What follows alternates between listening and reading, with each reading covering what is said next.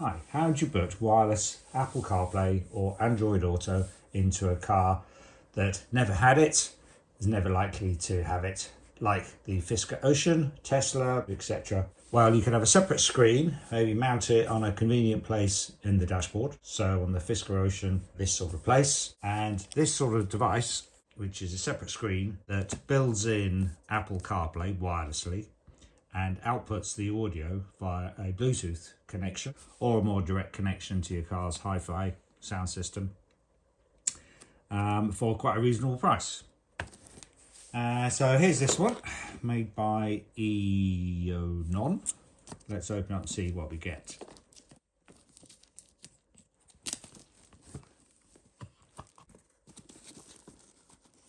So quite a convenient size of screen. That's not going to be too obtrusive when that's in its final position, which we'll see later. Screen protector, very useful. You've also got a dash cam built into it, so if it's the right position on the dash, then it'll do driving and recording using the front dash cam camera. It also has an interface for a rear one as well. A variable stand with some sticky tape on it, double-sided foam tape, which probably will be enough to stick it onto, in my case, the Fisker dashboard. We'll see about that later. What else do we get in the box? A power cable, a USB connection, windscreen mount, which I guess, yeah, that locks onto the back and that sucks onto the windscreen as an alternative mount. That's pretty handy. And this is the rear camera with some sticky pads as well. Yep, rear camera as well, so you can also use it as a rear facing dash cam. You can get the full view. And what I've done before with dash cams is if you have a separate rechargeable battery, then even when the car's power gets cut off, you could, if you want, have it continuously recording. So this then acts a bit like sentry mode in Tesla. So it records from both cameras, front and back, so that protects the car when it's parked. So we also got, by the looks of things, some audio jacks, extra sticky pad, and the manual. So this is what you'll get when it's all set up. Apple CarPlay looks like that is like an Android system that boots up first, and then you get it straight to Apple CarPlay. So next thing is to read all the instructions, see where we're going to mount it, and plug it in. Built-in microphone, ambient light sensor. So the inputs are, let's have a look on the side somewhere, I think. Here we are. So here's all the inputs and audio output, I guess, and we'll also peel that off later to make it look a bit better. So look forward to mounting that, and that's quite a nice size actually. And this one also nicely comes pre-populated with a micro SD card, 64 gig, that goes in that slot there. It's already installed, so you just have to, if you want to check it, push on it with something narrow, like the end of a key or something, to get it in and out. So it's sort of a latching mechanism. And that's in. As such, that it's included. The back just slots on and off, so you could remove it for security reasons if you wanted. I'll be tempted to just try and glue it in place with some super glue. Maybe even screw this base down onto the dash to stop it, or to make it more difficult to be removed by a thief.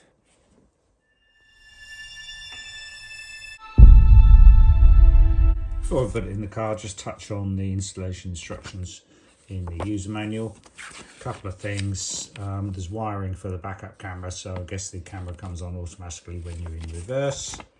And as I hinted before, there's a lot of different options on how the sound comes out. Actually, it has a built-in speaker in the unit, so you can just say make the sound come out of the unit.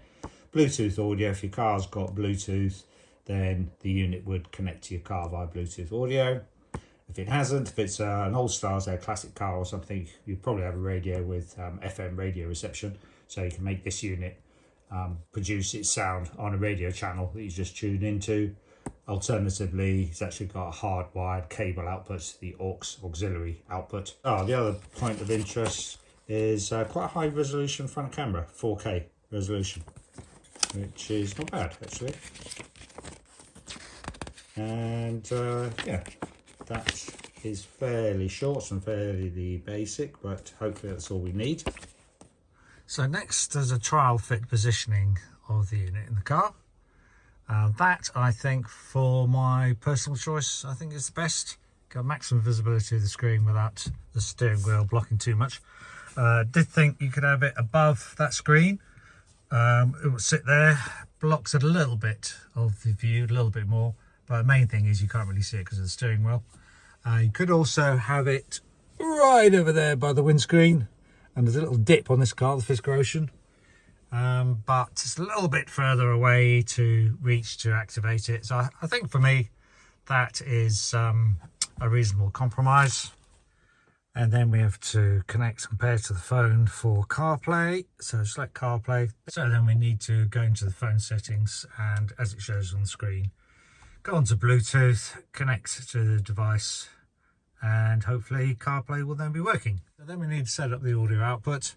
And basically, if your phone was already connected to your device, which mine was, on Bluetooth. So if we go onto music settings, and if it wasn't already connected on Bluetooth, then connect your phone to it. That actually works quite well on this car, and it always connects and always seems to play.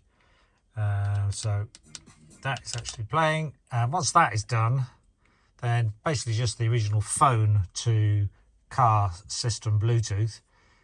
Then when you go CarPlay, it's already set up and already playing. So let's go Spotify.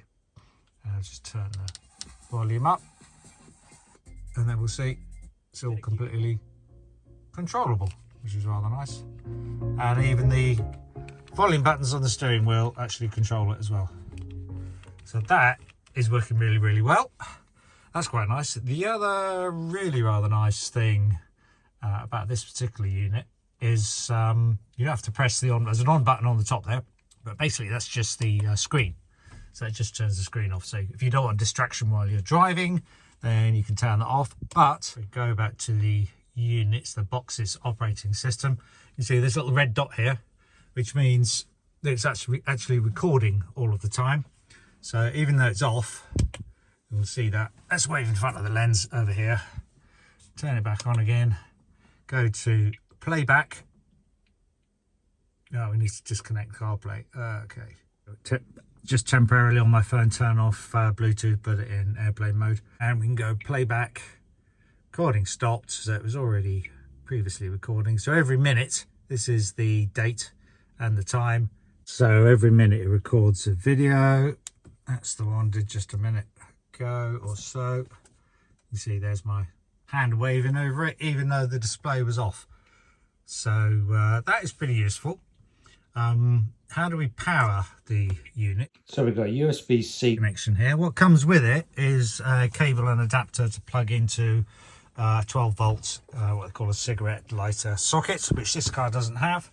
But what it does have is a USB-C socket in there, which I've plugged, haven't had a spare cable, male to male, and I'll tack this up a bit better later. But for the moment, I have just got it coming around here. I think I can tuck this in around the back of the steering wheel, and it comes with some adhesive little blocks. They're actually cable clips on an adhesive foam pad, so we can use that to clip the cable and then tuck it behind the display like that. And similarly around here, that should be out of the way. What I seem to have found is this power socket is continuously powered up. So you go and leave the car, the screen will be left on, which has pros and cons. Of course, you can just turn the screen off, pressing the button, and the fact that the display is on will remind you to do that. That has the advantage that even though it's blank screen like that, it is continuously recording still. So in effect, it's a bit like Sentry mode on Teslas. So you leave it parked up, it's recording all of the time, and you have this camera that you can plug in the back as well, or route to the back, which I'll do later.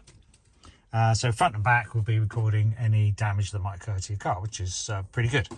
So it's a big battery pack on this car. Obviously that's a bit of a drain on the 12-volt battery system, but of course the 12-volt is monitored and topped up by the high voltage battery when it gets down to too low a voltage. If you don't like the idea of that, then of course you can always pull out the plug and stop it recording. The other thing you could do is you could get one of those battery packs with USB charging going in.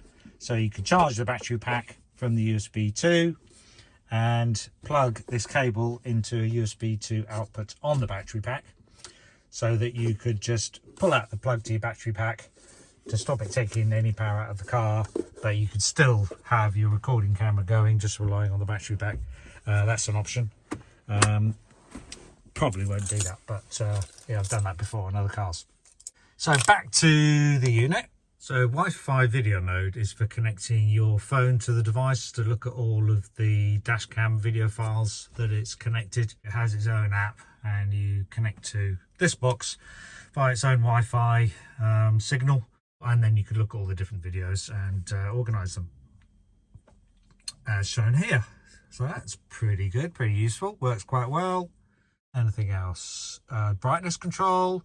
It's on auto brightness. You can switch that off, change it manually if you so desire. I think I'll leave it on auto for the moment. If it gets distracting, I'll turn it off. Cameras, so you can view, presumably when we've got both cameras connected, we'll be able to see back and front. In fact, I'll just plug it in now so we can see that. Okay, so I've temporarily got the rear view camera plugged in as well, and see those views live as you're driving. Then split screen, left on the front, right on the back, and you can see I've taken the wires, got to tidy all these up with cable ties and so on, but temporarily I think probably the route we can take is all the way down here. I can take it under the carpet, round the back of the seat, obviously tucking it away just here temporarily, underneath the bottom parcel shelf load carrier thingy. And you can see the camera I've got positioned there. We can tuck that under the rubber, round here, round there, and so on. So also a little bit of work to do there, tidying up. This red wire, by the way, is if you want to connect it to the reversing light to activate the screen. So when you go into reverse, it shows the camera on the main screen automatically. Don't think I'm going to be needing that, because of course you have that already with the Fisker Ocean. It comes on the main screen when you're reversing. Yeah, nice little device actually, with good resolution screens. That's the button for looking at the cameras. Slightly different viewpoint you get. That's the car's rear view camera, and that one on the right is this box's rear view camera. So it's seen a little bit more into the distance and slightly less widescreen. This is a Fisker Ocean's normal view or super wide view, both of which are reasonably useful actually. One useful little thing I have added, which is worth a mention, is this little dot on the right hand screen, which gives you a shortcut, some useful functions to look at the cameras quickly. That's rather good. And the other feature that's worth a good mention is the AirPlay capability of it. So you can screen mirror. So you have to have the phone connected to the Wi-Fi that comes out of this box. Once you've done that, you can basically just turn on screen mirroring on your phone. So you can see what's on the phone, what's on the car is the same. So this is just Safari website, presumably. Hello, my name's Jasper. Welcome back to We can play some videos. And this goes from YouTube. I think the only downside is that the sound only seems to come out of the speaker on the unit. I did find a good way of getting the sound coming out to the car hi-fi, and the way I got it to do that was to go into that shortcut, and instead of having Bluetooth audio, which doesn't work at the same time as the screen mirroring from the iPhone, if however you change over the audio to come out on an FM channel, I've chosen this one, you then tune in on the radio, make sure you're tuned into the same channel down there, and you then get the sound coming out. So that's a reasonable workaround. The other useful thing to note is when the unit first powers on, when you disconnect and plug in the power cord, then it automatically boots into Apple CarPlay mode, at least if you had that running previously. And finally, there's all the cables reasonably tidied away. There's just one little poke out there. You can just about see them there. Decided to take it up this route in the end, behind the screen there, under this bit. There's a couple of screws you need to remove at the bottom on this car, and then you can pull this panel out. And similarly, this side panel just pulls off, pushes back on again. Cable's all tidied up, out of sight there. And there's only one more place the cable shows, which is there. And in the boot, we're all tidied up. Reasonably, at least. Out of sight, under the bottom load tray. Okay, thanks for watching. Good luck with your installation. And if you like, please subscribe and hit the thumbs up button.